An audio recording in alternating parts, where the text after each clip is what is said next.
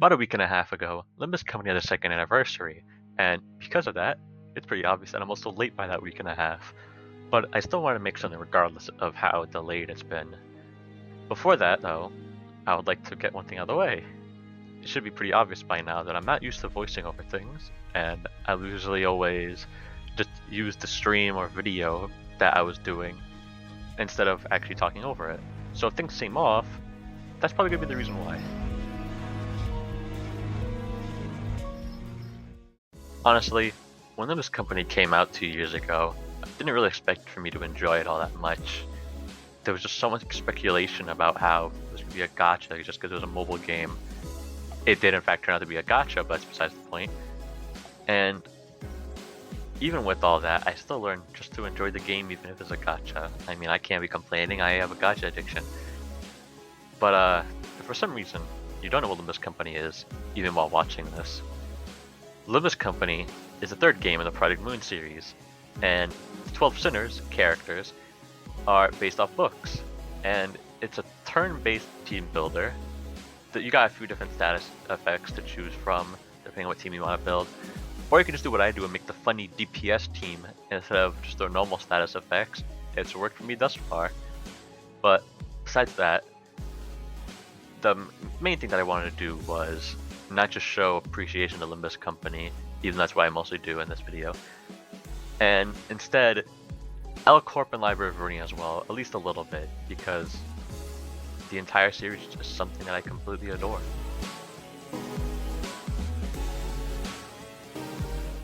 If you've been part of the Project Moon fan base for a while, you probably know that there's been some controversies, some problematic moments within the community, but within all that, there's really good and talented people part of the community, and lovely people who I would have never even met if it weren't for Project Moon.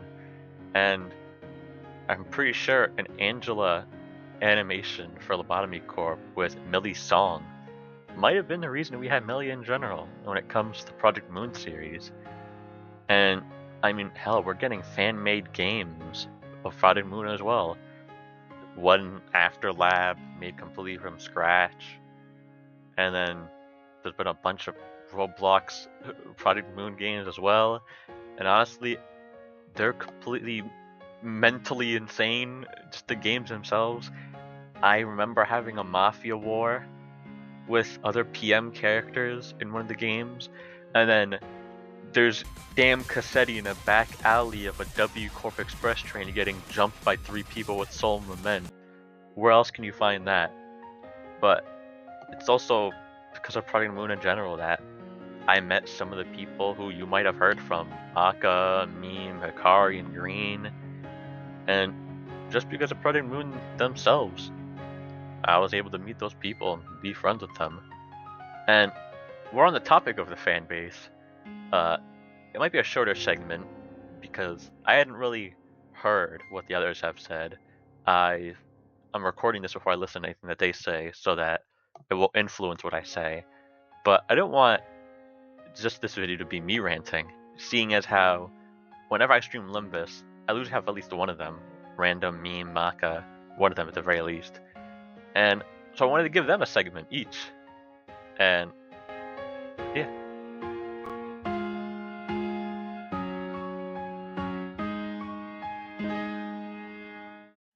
This game is just, to say the least, phenomenal for me because, no, I'm not just a Sancho simp. I mean, I am, but like, come on, okay. Limbus Company just, it doesn't leave anything untended to. Everything that was in Library of Runia or Lobotomy Corporation without a reason is definitely going to be explained here and may have already been. And the way that they bring in characters like Bamboo Hat Kim, he was involved in Library of Runia and he was brought here. And we're probably going to see more of him, to be fair. The game is phenomenal. Everything has a logic, a reason behind it. Nothing is left unexplained. And the world building, again, is just amazing. Like, every nest has its own unique way of living, its own unique singularity, like K-Corp and its healing modules. Everything is just great. I can't describe enough how much I love this game. Similarly to most people these days, I was introduced to Project Moon via Limbus Company, but it wasn't actually from an ad, friend, word of mouth, or anything. It was just me browsing the free games in the App Store one day, and I was just like, oh, this looks better than all the other free gacha games I've tried out in the past. I'll give it a shot. When I did find it, it was actually near the end of Season 4, so like a month or so before Kanto 7 came out, meaning that Kanto 7 was my first live experience of a Kanto ever coming out, like it playing out week by week. And I was definitely not disappointed by at least majority of it in the moment. You know, Dulcina wasn't great, but it's fine. Don't worry about it. Before Contra 7 even came out, I'd gotten pretty into the story and then found out, oh, this company made 2 other games. Might as well play them since I'm enjoying this game so much. So then when I got into Elcor and saw the Sephira, I realized, oh wait, I've seen these things before. Pretty sure it was on a Hightower server in TF2 that I saw a whole gang of people as majority the Sephiras, all of the ones above record and extraction at least. But that's besides the point. Right now, as I'm recording this stuff, I'm closing in on the true ending of Elcor before I start Library of Ruina because I don't want to do them out of order, you know. But even though I started with Limbus, but it really just showed me like how much they plan the stuff out in advance. I don't know if or actually Elcor was like 5-6 years ago, I believe. I don't know what's the release date. I'm sure that'll show up on screen about now. But it just shows how much of their world that you both see and don't see was planned out in advance. Even before you've made it to a cutscene that even like says or mentions too much outside of the company, you can tell that there's so much more to this game. Like you'll have employees that just passively sometimes have little lines that show up about the city, back streets, outskirts, that kind of stuff. You have the sweepers. You have like even like stuff in like Limbus, like Faust in the LCB checkup that just happened talks about Bunker from March 27th. I'm sure that was the correct number. And I'm sure there's more interconnectivity I will see once I get into library. But yeah, if you can't tell, I'm a lore nerd, and if there's good gameplay to go along with it, then that's just a bonus for me. So even if I haven't been in this community for even a single year at this point, thank you, Project Moon. As I say, I'll be reading Maka's section. Project Moon, a series I truly love and a series that leaves a special place in my heart. I hope to see the game grow further and become more successful. All the games give me a special feeling as well as the characters that I feature within them. Ishmael, a character that I can relate to an uncanny extent. Yi Sang, his Kanto being able to teach me things about myself. Angela being a kin in my opinion, having me realize certain aspects of myself that I never thought I could figure out. The series has also had me feel happy about who I am, who I aspire to be. Myself being borderline blind with the potential to be fully blind in the future, and proud to be a part of the fan base and able to find solace in the fact that there's a game I can enjoy without having to use my eyes to a hurting extent. This series has also brought me connections with new people I care about, like family, from people to Bravo and Random to some other people like Daru and Triple. It'd also be a good time to state that without Project Moon, there'd probably be an absence of many things in my life like friends, hope, and most of all, this game series has been through my lowest lows and highs. Truly wish Kim Ji-hoon and the rest of the head, Claw, and I as well as our arrangement of managers around the world an amazing time like during this anniversary. To stop myself from waffling on, have a great day. Take care, everyone.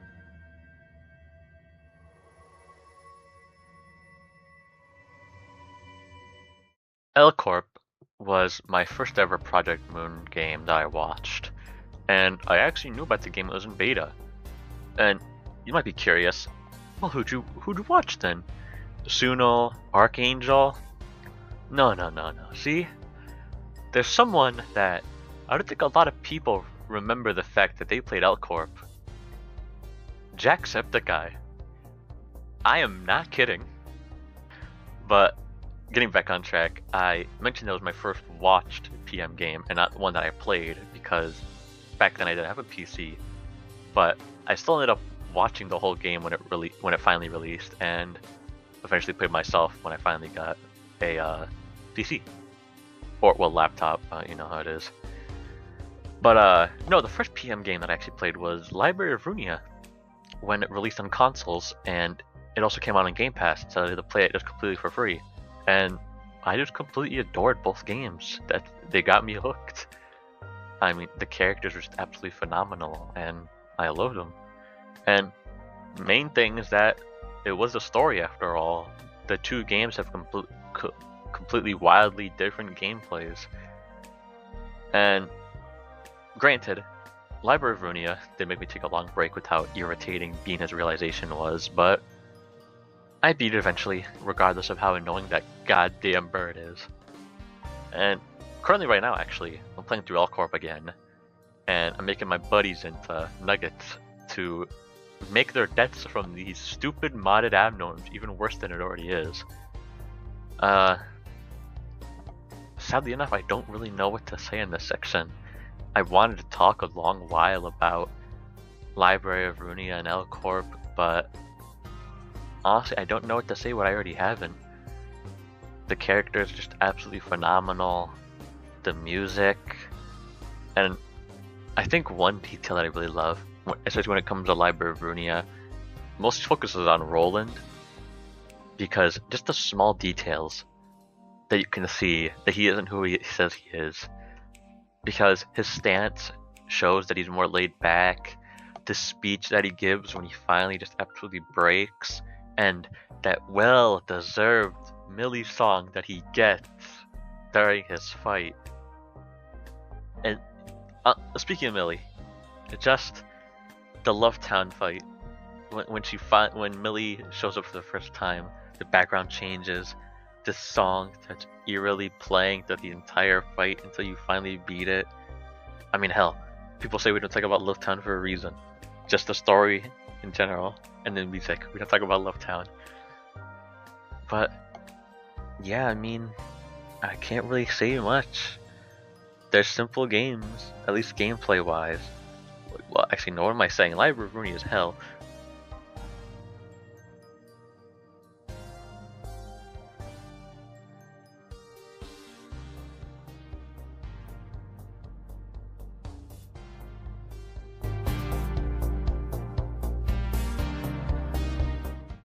Now, I know I haven't been talking about the whole series for long, and this is already the last section, because I am just not really good with explaining just how much this series means to me. But one main thing that I look for when it comes to a series is the characters, and goddamn, does Project Moon do them well. In the entire series, there is not a single character that I think I have actually hated. And I don't mean hate as in like, I want to strangle the guy, or want him to burn. But I mean like terribly written characters, or like useless in the story. There is one exception. One that I can remember off the top of my head in Limbus Company. With that weird sync streamer guy in Kanto 7. But he was so goddamn weird with this whole streaming thing that I'll let it slide because it was still funny. Onto the actual characters though. I've never really connected to characters as much as I have in Limbus.